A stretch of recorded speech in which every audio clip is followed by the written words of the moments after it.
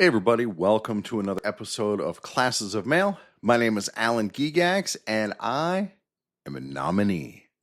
Yeah, so we had our branch meeting to do our nominations, and I have a whole bunch of things to catch you guys up on. This has been a fascinating experience for me, and nerve-wracking and stressful and all those things. But I am officially a nominee right now. So first, let me bring you guys up to date on the issue of the notification of our nominations. So as we talked about on a previous episode, the notifications were in the bottom right corner of page 5 of our state publication for our union. And so I brought this to the attention of our branch secretary, who is responsible for publishing the notification. And we went back and forth a little bit, but ultimately his position was that he was in compliance with the Constitution and with the bylaws, both of which say it's okay to publish this in the state newsletter, which, yeah, of course, I don't dispute that at all. But in the rule book for the elections, it says that it's got to be prominently featured on the front page. And I sent him the rule, and the rule is, let me just pull it out here. Sorry, I use this also as like a coaster. The rule reads, it's 5.11C. This provision, the provision of having to do notifications, may be satisfied by, well, let me just go through the whole thing real quick. You have to give notification before the elections. And the provision may be satisfied by, and there are 3 ways that it may be satisfied. A, timely direct mailing of notice to the membership. So there you go. You send everybody something in the mail. B, timely publication of the notice in the postal record. Neither of those 2 options did we choose. Or C, timely publication in a mailed branch publication. The notice must be published on the front page in a conspicuous position. So I sent that to him, hey, it looks like we're in violation of 5.11C. And he said, we don't have a branch publication, which it's true, I guess. We only have the state publication, which is where he published it. And I think the rationale here seems to be that this is like a loophole, that the Constitution says you can put it in a state publication, as do our bylaws. But this thing here, the election rules doesn't specify a state publication. It says that when you publish it in your branch publication, it has to be published on the front page in a conspicuous manner, in a conspicuous position. So, and then later on, when it says for those branches that decide to publish the notice in the branch newspaper, remember that notification must be on the front page and prominent. So the state publication is our de facto branch publication because we have no independent branch publication. And that's the one that our branch officers write in, and it's where we get our local news and all that stuff. It is our de facto branch publication. But is this some kind of weird loophole that means that it doesn't have to be obvious, that it can be hidden away? I don't know. I lost sleep over that last night. And the moral of the story is the nominations went on today as planned. So is it right? I don't know. Maybe you know better than I. This is the kind of thing that I guess needs a ruling, but that's what happened. All right, so we get to the meeting, and there's a little bit of preamble. Like in previous months, we had charges brought against our sitting president, and the charges were voted down at the branch meeting, and so the person who brought the charges is now filing an appeal, and the appeal is read at the branch meeting. So that happened like right at the beginning. They read these, the branch secretary read the appeal. Then we go through a couple of other items of business. Oh, dude, and pro tip, if you have thrift savings plan, which I'm sure you do, check to make sure that your beneficiary is listed on your thrift savings plan, because apparently there's some kind of glitch in the system and everybody's beneficiaries got erased. And so during the meeting, I had my laptop out. I went onto the TSP and looked, and sure enough, I had no beneficiary listed. So I went through the process to name my wife. Sorry, everybody. I chose my wife. I know you were hoping that I would choose you. I name my wife as my beneficiary. And then there's this other thing where there has to be a third party witness. And so you have to have somebody else's name and email address, and they will have to write back and say, like, yeah, that's fine. So be prepared for that. But yeah, dude, definitely go in and check your thrift savings plan and make sure that the beneficiary is who you think it is. All right, so then finally, it's time to do the nominations. And the first nomination is for president. And immediately first, we knew this was coming. The sitting president, who is the main reason that we're all running, was nominated. And that was expected. And I had thought that the executive vice president was also going to run on a separate ticket, but that wound up not happening. So it is just the sitting president versus my running mate, Michael. And so that'll be interesting. It's only a 2-horse race. Nobody stepped up and decided to run for president. And I have a hypothesis about why that is that we'll get into a little bit later. So 2-horse race at the top. And then we go down to the next position, the executive vice president. And the incumbent candidate maintained his incumbent executive vice president. And honestly, if I could have built a ticket from the bottom up, if I could have just handpicked who I wanted our union officers to be, I actually would have chosen this executive vice president to be president. I don't know much about her personally, but she comes across as very competent. She was already in the executive position. But that was before I got to know Michael, and Michael asked me to run for vice president, so Michael's my guy. And I think Michael's going to do an excellent job. And dude, choosing between him and the current president, that's an easy choice. So anyway, we have at executive vice president, the nominees are the current executive vice president. We have Jonathan, who is my other running mate. And then we have a retiree who has been the director of health benefits and kind of came out of nowhere and was nominated by somebody not affiliated with either ticket. So that was really interesting. And so that's cool. And she's kind of a rules nudge like me. And so we get along in that way. Next, we get to the most important position on any ticket, regular vice president. And it's me. I was officially nominated as vice president. And then I had to say, yes, I accept the nomination. And I have not served in management at any point in the last 2 years. And so, boom, I'm in. And then I have 2 opponents as well. There is the sitting vice president, who has been helpful to me and has helped to train me up. And I got no problem with her. She seems nice. In fact, she's been really my only ally down there. But I'm running for vice president. And that's the way it goes. And then the treasurer is also running as vice president. Oh, so the sitting vice president is obviously on the president's ticket. And then we have the treasurer stepping up to run for vice president. And she was nominated, get this, by the sitting executive vice president. Now that's really interesting. So the sitting vice president nominated somebody outside of her own ticket to be vice president. And I have my hypothesis is that for whatever reason, I know the reason. People are afraid to go up against our sitting president because of the fear of retaliation. It came up in the previous union meeting where there was a push for a secret ballot on his vote. And interestingly, the people on the executive board who stood up and openly announced a concern over retaliation are the current executive vice president and this other person who's running for vice president now, who used to be the treasurer. And so it feels to me, now it could be way off base. This could just be a wild conspiracy theory.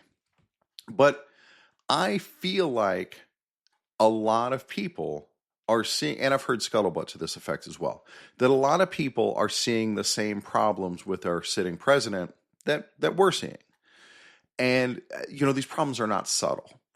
And so I think there's like an underground resistance where, no, I'm not going to go up against him directly, but if I can get the rest, okay, so let Michael do that. Let Michael take the fall for running against the sitting president. But then if we can get our down ballot people in, then cool. Then we can work with Michael because Michael's reasonable. And we already have a no retaliation policy built into our platform. And so that's what I think is going on in this down ballot is that they're going to let Michael do the fighting at the top level and then put in their candidates underneath. So we'll see how that works out. I hope to be one of those down ballot candidates. And at this point, I like my chances. At this level, because we had this big shakeup when our old president died, there's not this huge incumbency bias that there normally is. And so the person who I'm running against, who is the incumbent, has only been in that position since January, maybe February. And so, again, it's not as strong of an incumbent bias as I would normally have to overcome. And then the treasurer, certainly she's been around for a while and her name is well known. So, we'll see. We'll see how that all shakes out. But as far as we can tell, we're the only people who've been campaigning up to this point, and the election is only a month away. We're the only people who put an ad in our union newspaper, or I guess it's our state publication, that may or may not be an important distinction, but we're the only ones who put an ad in that. And after the meeting, we were the only ones who were handing out flyers. As far as we know, we're the only ones who actually have a platform. So we'll see. It feels like we have a big head start, but you guys are going to come along this ride with me and we'll see how it goes. All right, and then we had the treasurer wound up getting elected unopposed, so he was elected by acclamation. Same with the secretary. And then we have a two-way race for, our sergeant at arms was elected by acclamation. And then we have a two-way race to be our health benefits representative, the seat that was vacated by the wild card candidate for executive vice president. Now, here's where it gets really interesting. The last executive board position that has to be nominated for is trustee. And the trustee position is typically one that you can kind of walk into. It's not generally sought after. It's not something that's really competed over. And there's multiple positions available. And so usually you just kind of put your name in and okay, now you're a trustee. And it's kind of a way to get your foot in the door in union politics. But we have, imagine if you are someone who is concerned about what's going on down at the branch, and maybe you want to make positive change and you want to make sure that man, it just seems like it just feels unsavory down there. And I'd really like to help make a change, but I'm not ready to, fully run for office. You could run as a trustee, and that's kind of a way to get in and do that. And I'm not saying for sure what's happening here because I haven't talked to any of these people. But I will tell you that for the position of trustee, we wound up with 1, 2, 3, 4, 5, 6, 7, 8, 9, 10, 11 candidates for trustee, which is wild. And so there's some people who are really interested in checking the books and making sure that everything's on the up and up, which is fantastic. Man, we need more people doing that. That is such a vital role in the branch, and I'm stoked to have this many people stepping up and wanting to do that, wanting to be that check on our branch. So that's fantastic. And then after that, it was down to the stations to nominate their stewards. And it was kind of sad when we got to my station that, that had been my plan all along, was to run for steward at my station. But that plan kind of got upended, and I wound up running for vice president. So I couldn't run for steward at my station, and other people, to their credit, wound up stepping up. And so for our 2 steward positions, we have 3 candidates, and so we will have a proper election, and we will select 2 of them. And so that was cool, because we had a couple of stations, at least 3, that had no nominations for steward at all. There are just no stewards there. And so that's a real bummer, and that's something that hopefully when Michael and I get in, and Jonathan, that we can make that job more attractive, that to make sure that people get the support they need and the training and nurturing from the hall that makes them want to be stewards. So that's one of our first priorities when we get into office is to try to right that ship and make sure that those people find a welcome home, because obviously the branch needs those. All right, so then we go through all the steward nominations, and then that's it, and then it's like general business. And a steward who I really like, and honestly, I was hoping that he would run for an executive position as well, because if my ticket can't win, the plan is for us to win, obviously. That's plan A. But if we don't win, then he's somebody who I would have liked to have seen fill one of those roles.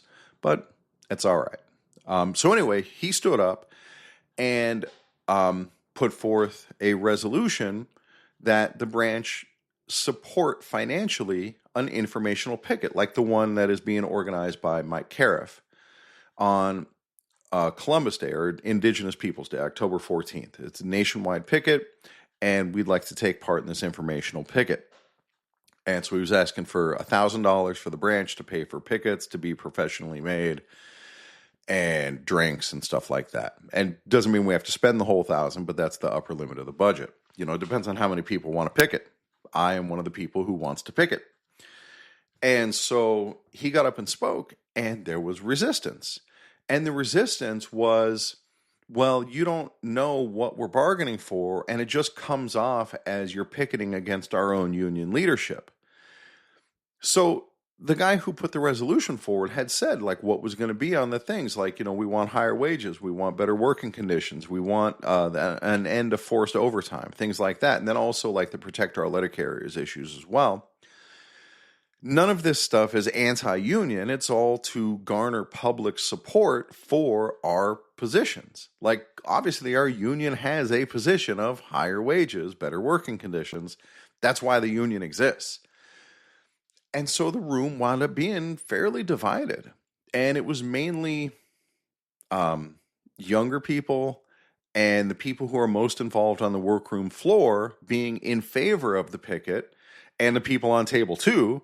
And then the retirees, or the people who are more separated from the workroom floor, being against the picket. And so it came to a vote. By the way, I got to add an amendment to the resolution that passed unanimously, so yay me. It was not a big deal. It was just like, hey, if we wind up getting a tentative agreement before the picket, we'll cancel the picket. And everybody agreed to that, so yay.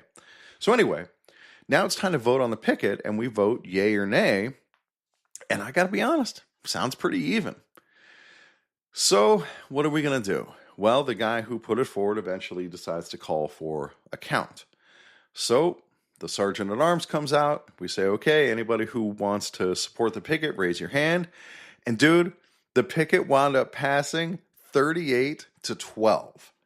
So I don't know if people just didn't, like, maybe the no's were just louder the first time, or who knows what. But that was really cool to see.